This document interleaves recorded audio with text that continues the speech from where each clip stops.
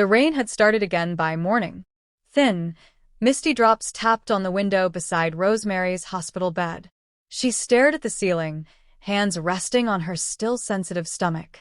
She hadn't asked to see Chairwoman Han again. And yet, part of her wanted to. Why had she paid the bills? Why had she brought the photo? Why now, when everything was already too raw? Later that afternoon, VIP waiting lounge.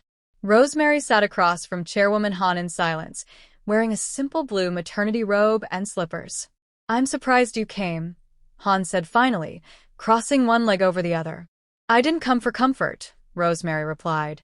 "I came for the truth." Han's gaze didn't flinch. "What truth? Why did you help me?" Rosemary asked. "Why are you paying for Ha-eun's care? What do you get out of it?" For a long second, there was only silence. Then Han leaned forward. "I had a miscarriage once. Before Mijeen." Rosemary blinked. Han's lips pressed into a flat line. "I was 23. Newly married. I lost the baby during a blizzard. And I blamed everyone but myself. My husband. My in-laws. But in truth, I never truly grieved." She looked Rosemary in the eye. "Watching you fight for your daughter reminded me of what I lost." "You hated me," Rosemary whispered. "I was afraid of you," Han corrected. "Afraid of what you represented. Of love I never understood. Of motherhood that didn't follow my rules. But I see you now, and I'm sorry." Rosemary looked away, emotions rising. "I still don't trust you." "I don't expect you to," Han said. "But I'll keep showing up. I'll keep protecting my granddaughter until one day, maybe, you'll let me protect you too." Later that night, NICU corridor. The hospital allowed Rosemary 20 minutes of supervised contact per day. But tonight, the nurse on duty slipped her a look of sympathy and waved her in alone. The incubator glowed softly under sterile lights. Rosemary rolled closer, holding back a sob. She reached into the side opening and touched Ha-eun's paper-thin fingers. "Warm. Real." "Her baby. I'm here now," she whispered. "And I won't leave." Tears rolled down her cheeks, but her voice stayed strong. "You have a brother who wants to draw you stars. A daddy who's already in love with you. And a mommy who's going to get stronger just for you." Ha-eun's hand twitched slightly, resting against Rosemary's finger. Rosemary leaned forward and whispered, "I love you." Meanwhile, Mi-Jin's office. Mi-Jin stood at his desk, flipping through the sealed medical report that had been sitting in his safe since the custody battle with James. He never opened it. He didn't want to. But now, with a second child in the NICU, he needed answers. The envelope was from a private fertility clinic. The one Chairwoman Han had once sent him to before convincing him he was infertile. His fingers trembled as he unfolded the old page. Patient ID, Lee Mi-Jin. Date, 6 years ago. Sperm viability, normal, 72%. Notes, high potential for natural conception. Advised against hormonal blockers. His chest went cold. It was a lie. The entire diagnosis. His mother's pills had stolen his fertility, not nature. And yet, his eyes moved to a DNA match file beneath it, one submitted quietly during Ian's first immigration paperwork. Paternal match, 99.9%. Ian was his son, not James's, not a stranger's. His. Mi-Jin sank into the chair, breath catching in his throat. Why didn't she tell me? At the doorway, unseen, Rosemary had come to find Mi-Jin, to thank him, to apologize for pushing him away. But the moment she reached his office, she heard the papers rustling, his breath hitching, his voice barely a whisper. "He's mine." Her heart slammed against her chest. She took a step back. Ian? How? Ian was his? Everything blurred. All the pain, the confusion, the guessing, the shame. Mi-Jin had known, and hadn't told her. She turned away silently and left the office. The hospital corridor was quiet, too quiet. Mi-Jin stood outside Rosemary's recovery room, hands in his pockets, his heart banging against his ribs. He had waited days for the right moment. There would never be one.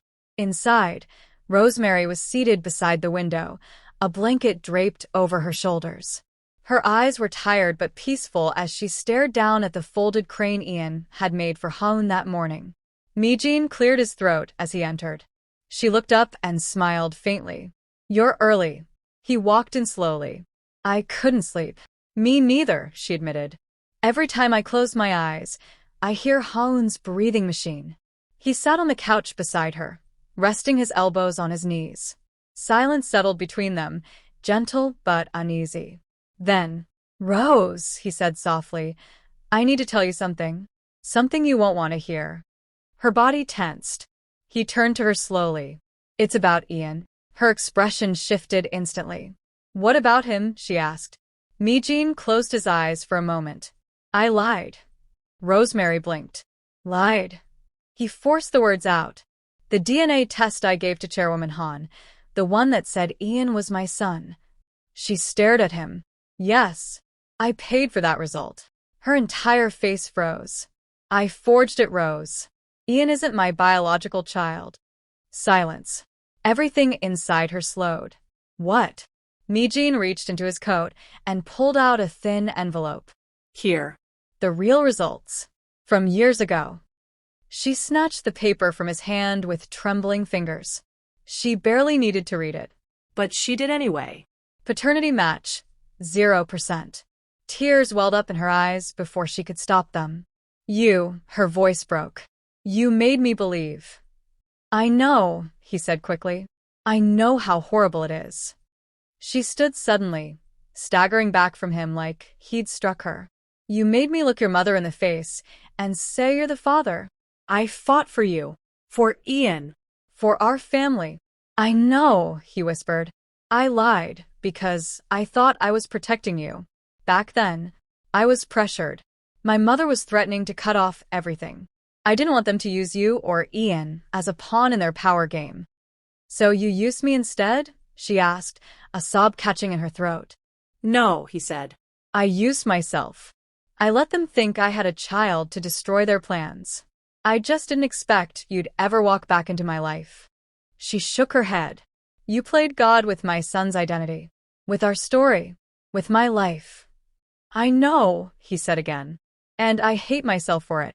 She turned away, pacing, her hand pressed to her stomach. "You let him call you Daddy, Mi-Jin. You let him believe you were his blood." "He's more than blood to me," Mi-Jin said suddenly, standing up. "That boy, he's my life, Rose. I raised him in my heart before I even earned his trust. I tucked him in, kissed his head, carried him on my shoulders. I am his father. No test can change that." Her eyes filled with tears again. "But you're not." "I know." "Then what are we?" she asked softly. He approached her slowly. "We are a family. Because I chose you. Because I love you. Not because of some DNA strand." She was trembling. "You broke something, Mi-Jin." "I know," he said. "But I will spend every day for the rest of my life, proving that Ian didn't need my blood to have my heart." Moments later, Rosemary stood in front of the incubator, watching Ha-eun sleep. Her hand gripped the blanket tighter. Mi-Jin stood behind her, silent. "Ian always said he felt safe around you," she said softly. "Even before we told him anything." "I felt like I knew him before he spoke," Mi-Jin replied. "Then why did you need a lie?" she asked, eyes shimmering. "Because back then, I didn't believe I was enough for you. Or him." Rosemary finally turned to him. Tears slid down her cheeks. "You were enough. You always were. You just didn't know it." He reached for her hand. She let him take it. "I still want to be his father," he said. "If you'll let me. Not because I want to fix a lie, but because I want to live the truth." She leaned into him slowly, laying her head against his chest. "Then don't leave. Don't lie again. Stay and earn it." He held her tightly, whispering into her hair, "Always." The NICU walls were quiet again, but this time it felt like peace, not fear. Ha-eun had been taken off oxygen. Her feeding was now oral, not through tubes. The doctors used the word Rosemary had prayed for since that terrifying night. Stable. 1 week later, Lee penthouse. The day had come. Mi-Jin stood at the door of the NICU, holding the tiniest pink blanket embroidered with butterflies and Ian's wobbly handwriting. Welcome home, Ha-eun. Inside, Rosemary cradled their daughter, finally free of tubes, machines, and sterile walls. Mi-Jin took her gently, eyes misting. She's so light. You said that when you carried Ian the first time, Rosemary smiled, brushing Ha-eun's soft cheek. I was terrified of dropping him. You were terrified of everything. Except you, he said quietly. She looked up. He leaned in, brushing her lips with his. I'm still scared, he whispered. But I'm more scared of losing this. Later that day, penthouse living room. Ian stood with wide eyes as Rosemary entered holding the baby. She's tiny, he whispered. She's yours, Mi-Jin said gently. Your little sister. Ian inched forward and peered down. Can she hear me? She always could, Rosemary said. She knew your voice from my tummy. Ian reached out and touched Ha-eun's hand with one finger. She's warm, he said. She's alive, Rosemary whispered, blinking tears. Thanks to all of us. Mi-Jin came beside them, wrapping his arms around both. Ian tilted his head. Mom, yes. Does this mean he's my daddy forever? She looked at Mi-Jin. Mi-Jin knelt and took Ian's hands. Do you want me to be? Ian didn't hesitate. I already decided you were. Mi-Jin's throat tightened. Then yes. Forever. 1 week later, Songbuk-dong Private Garden. Chairwoman Han stood in the garden, watching koi fish circle beneath the little bridge. She didn't turn when she heard footsteps. Rosemary approached, wearing a soft blue hanbok-style dress, Ha-eun wrapped to her chest. She's finally home, Rosemary said. Han looked at the baby. She has your eyes. And your mouth, Rosemary replied. Silence. Then Han said, I failed you. Rosemary nodded. But you showed up when I needed you most. Han turned toward her. I thought legacy was about bloodlines, about protecting names. But now I see it's about choosing the people who make you better. Rosemary's voice softened. Then you've made the right choice. Han reached out, hesitantly, and gently cupped Ha-eun's tiny foot. May I hold her? Rosemary studied her for a moment, then slowly unwrapped Ha-eun and placed her in Han's arms. For the first time, Chairwoman Han cried in public. No shame, only gratitude. That night, rooftop of the penthouse. Rosemary stood in a silk robe, watching the stars. Mi-Jin joined her, slipping a blanket over her shoulders. She's finally asleep, he whispered. Rose leaned against him. So is Ian. He made her a bedtime story from clouds. Mi-Jin chuckled. That sounds like him. I need to ask you something, Rosemary said softly. And I want you to be honest. Anything. If I had told you from the beginning that Ian wasn't yours, would you still have stayed? He looked at her. Without hesitation, he said, yes. She stared. I didn't fall in love with a DNA test, Rose. I fell in love with you. With the mother who gave everything. The fighter. The woman who walked into my life screaming, he's the father, and changed everything I thought I wanted. She laughed softly, tears forming. And now, she whispered. He kissed her. Deep. Steady. Certain. Now I just want forever, he said. Morning. Rosemary stepped into the sunlit living room, holding Ha-eun while Ian raced in with crayons. Look, he cried. A drawing of us in the sky. The paper showed 4 figures floating on clouds. Rosemary, Mi-Jin, Ian, and Ha-eun. Above them were big, bold letters. A family. Mi-Jin took the paper, kissed Ian's head, then looked up at Rosemary. She smiled.